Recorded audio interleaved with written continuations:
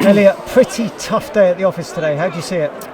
Yeah, look, key moments sort of decide games, don't they? I think there's a couple.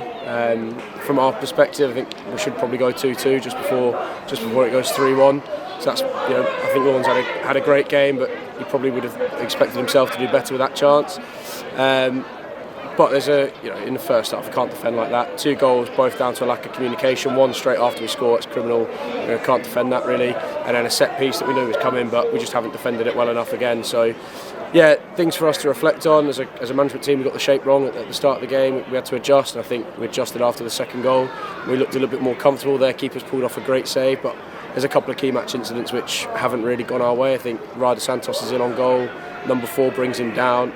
Allegedly, I didn't actually think it was a foul at the time, to be honest with you.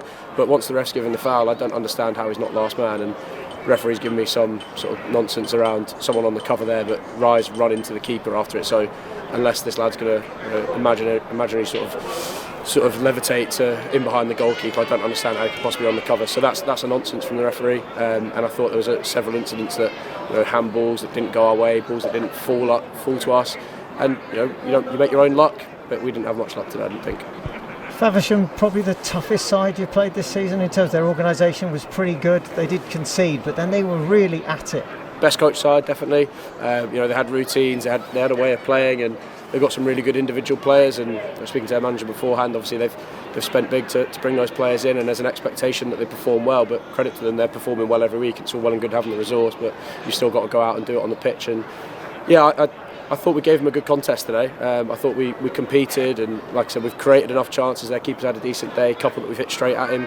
We lacked a bit of quality, a couple of we haven't made an impact as much as we want when we've tried to change the game with subs or the shape. So there's plenty of reflections for us, but ultimately we're still in the game for a long time there, and there's some positives to take despite a really frustrating day.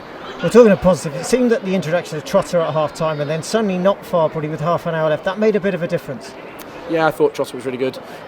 Suddenly, we struggled to get him in the game, and looked at times like he'd taken a couple too many touches. So we need to work on that. I thought Harry McKenzie did really well when he came on, young lad, and Stan Dunn's unlucky not to score down that end there. And great strike, just blocked. And that sort of story of our day. Look, it's not a woe is us tale. I think Faversham deserved the win on the day, but on another day, things fall our way, and it can be a bit of a different story.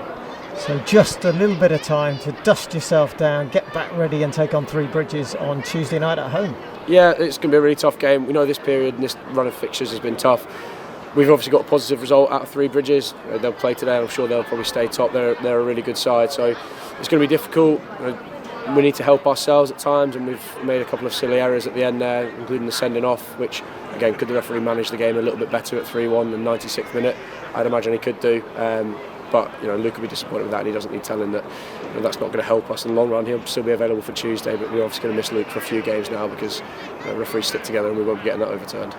So a bit of reformation perhaps at the back, but chance still, long way to go in the season, and you played all the top sides. Yeah, and I don't think whether we're in the playoffs or mid-table or fighting for relegation, that's a game today against these boys isn't going to decide any of those outcomes. So it would have been bonus points really today. I think, like I said in midweek, getting a result against Whiteleaf, that just gave us a little bit of breathing space. And yes, I thought we could come here and get something. I thought at half time we were well in the game. We're disappointed to not take anything, but I just said to the lads there, we've got to use that as a learning opportunity. We're finding that everything's a step up at this level. As soon as we arrived today, the ground's fantastic, the hospitality put on, we're treated a little bit better here than we have been at Springfield at times in terms of Lucasades in the change room, Sweets in the change room for us. So everything's a bit of a step up, and the game's decided on fine margins. We should go 2-2, we go 3-1 down. We haven't asked enough questions in those last 15 minutes. We haven't had enough quality in the final third. Every now and then you need a bit of help either from the lad with the whistle or a little bit of luck going your way. And you'll want a bit of help on Tuesday from the home crowd down at Springfield, and if those that can't get there can see it, get tickets at bulls.je. Unlucky today, Elliot, but go again and go well Tuesday. Cheers, thank you.